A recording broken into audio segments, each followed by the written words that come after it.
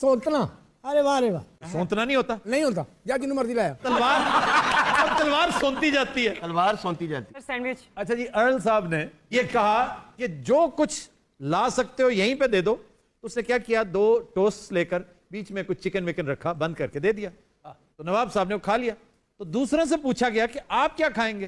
तो उसने कहा कि अर्ल ऑफ सैंडविच जो खा रहा है हम भी वही खाएंगे। तो होते होते इस डेलिकेसी को सैंडविच कहा जाने लगा। वाह जी वाह। इसी तरह बायकॉट।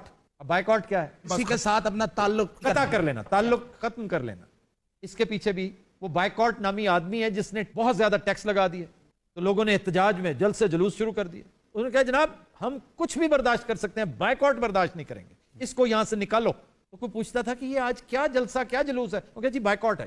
और जब तक बायकॉट को नहीं निकालेंगे ये जुलूस इसी तरह रहेगा। चुनांचे वो दिन और आज का दिन, वो बाइकआउट। वो बायकॉट का नाम ऐसा पड़ा जैसे अबू जहल है। कहते ना कि तुम तो अबू जहल हो। सफाकी का, जुल्म का, जबर का, तकब्बर का इस्तारा बन गया। यानी बायकॉट इतना मशहूर हुआ कि जापान तक पहुंच गया और जापानीज ने अडॉप्ट कर लिया। वहां पर किसी चीज से कता ताल्लुक कहना हो तो उसको कहते हैं बैकोतो। बाइकोतो। हकीम साहब जब पैदा हुए डॉक्टरों ने कहा बाइकोतो। अच्छा जी, पहला लफ्ज ये पीछे नहीं सर। सैंडविच स्टार्टर से। अच्छा वो सैंडविच उन्होंने आड़ू दी हुए तो क्या क्या बोले ना। जुबली। जुबली। जुबली क्या है? टाफी। टाफी। साढ़े बचपन की टाफी होंगी सी, तो पता ही है। टाफी भी तुम ऐसे कह रहे हो, मच्छियां कहते हो तुम। सुभान अल्लाह, वाह रे वाह। सही पिंड का बच्चा है जिन्होंने मच्छी का पता है। वेरी गुड, मैं मान गया। मैं मर्तबान जो नहीं हाथी ना पहुंचे बच्चे का। अच्छा जी, जुबली इब्रानी जबान का लफ्ज है और इसका मतलब है ये जो मेंढा होता है ना उसका सींग। मेंढा पेडू, जी उसके सींग को जुबली कहते हैं। ਜਿਹੜੀਆਂ ਫਿਲਮਾਂ ਗੋਲਡਨ ਜੁਬਲੀ ਹੁੰਦੀਆਂ ਨੇ ਇਹ ਭੇਡੂ ਦਾ ਸਿੰਘ ਨੇ। गेस करो ना जुबली फिर क्यों कहते हैं? जब इसराइली अपनी आजादी का जश्न मनाते हैं, जब इन्हें फिरौन की गुलामी से निजात मिली, तो हर 50 साल बाद ये उसको सेलिब्रेट करते हैं।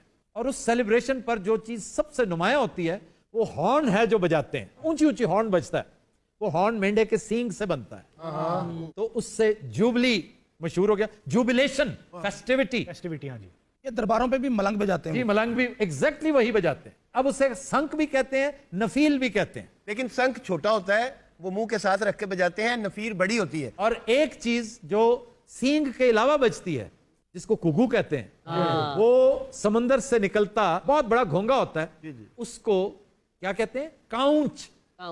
वो काउंच बजाई जाती थी। वाह वाह वाह। और वो बहुत मशहूर नॉवेल है, आपने यकीनन पढ़ा होगा, लॉर्ड ऑफ द फ्लाइज। इसमें जिसके पास काउंच होती है वही बोल सकता है। वो सरदार होता है। इसमें राल्फ एक बड़ा खौफनाक कैरेक्टर था। अच्छा जी, जुबली इसको कहते हैं। 50 साल की निस्बत से इसको गोल्डन जुबली कहने लगे। अब ये जब इंग्लैंड में दाखिल हुआ, पहले तो इब्रानी से आया ना, तो उन्होंने सिल्वर जुबली 25 का रख लिया, गोल्डन जुबली 50 का, और डायमंड जुबली या platinum jubilee 75 years. Pakistani film industry में हर वो फिल्म जो 25 हफ्ते निकालती थी उसको सिल्वर जुबली कहते थे, गोल्डन जुबली कहते थे 50 हफ्तों वाली को, और प्लैटिनम जुबली कहते थे जो 75 हफ्ते निकाले। 100 हफ्ते क्रॉस करने वाली फिल्म को डायमंड जुबली कहते थे। और पाकिस्तान की तारीख की 2 बड़ी अहम डायमंड जुबली फिल्में, एक है जुल्म दा बदला भाई साहब के खानदान की, और दूसरी भी इन्हीं के खानदान की है, वो है मौला जट। कराची में आईना ने इनका रिकॉर्ड तोड़ दिया। सर ਹੁਣ ਨਹੀਂ ਫਿਲਮ ਸਿਲਵਰ ਜੁਬਲੀ ਤੇ 골ਡਨ ਜੁਬਲੀ ਕਰ ਰਹੀਆਂ। अब कौन सी गोल्डन जुबलीज और सिल्वर जुबलीज, ये इसी हफ्ते में गुजरा हूँ प्लाजा सिनेमा के सामने से, तो वहां भी थिएटर लग गया।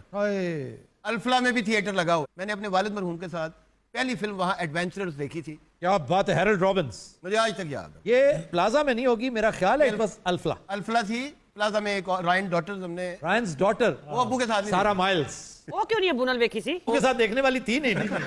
सारा माइल्स अबू ने कलिया देखी। इवन इंडिया में कोई film silver jubilee golden jubilee नहीं होती। गोल्डन के चक्रों में पड़ते नहीं ना भैया वो।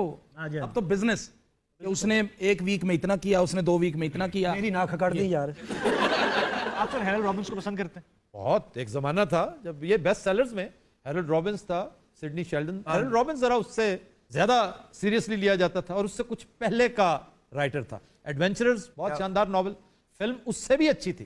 लेकिन हैरोल्ड रॉबिन्स का अगर आपने मास्टरपीस पढ़ना है ना, तो वो पढ़िए द पायरेट। द पायरेट्स, ठीक। आपको लुत्फ आ जाएगा, बहुत करीब नजर आएगा मारियो प्योजो के, गॉडफादर के करीब करीब। अच्छा जी, एक लफ्ज है कर्फ्यू।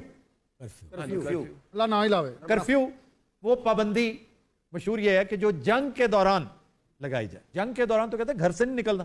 दुआई और 65 की जंग में कहते हैं, हमें तो नहीं होश, लेकिन कहते हैं कि घरों की छतों पे पीले कपड़े नहीं डालने, हाँ जी, क्योंकि पीला कपड़ा बड़ा आई कैचिंग होता है, पीला, और ये जो ऑरेंजिश है जी। बहुत ऊपर से जहाज से नजर आ जाता है कि ये तो आबादी है और उसके ऊपर स्ट्रैफिंग की जा सकती है, बॉम्बिंग की जा सकती है, तो वो नहीं डालना। अगर आग जलाई हुई है तो उससे बुझा दो।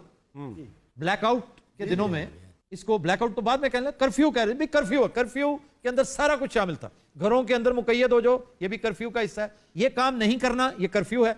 इस चीज पे पाबंदी है, ये भी कर्फ्यू है। तो कर्फ्यू ये बड़ा दिलचस्प है। ये फ्रेंच फ्रेज से अंग्रेजी में आया, जैसे कुअर, कुअर अंग्रेजी में आया तो कुअर कवर हो गया ना, कवर। तो अंग्रेजी में ये कवर और फ्यू आग, अगर कोई आग जल रही है उसको कवर करो, वाह वाह वाह। Cover few. कवर फ्यू हो गया। उससे ये भी देखो ना, एटिमोलॉजी कितनी दिलचस्प होती है। मुझे नहीं पता था कि वहां से, और जब मैंने पढ़ा जो बहुत लुत्फ आया, मैंने कहा कि ये तो फरंगे आसफिया की नजर करना चाहिए, कितनी शानदार एटिमोलॉजी है इसकी। तो कर्फ्यू कवर फ्यू से निकला है, यानी कवर फ्यूल। आग को कवर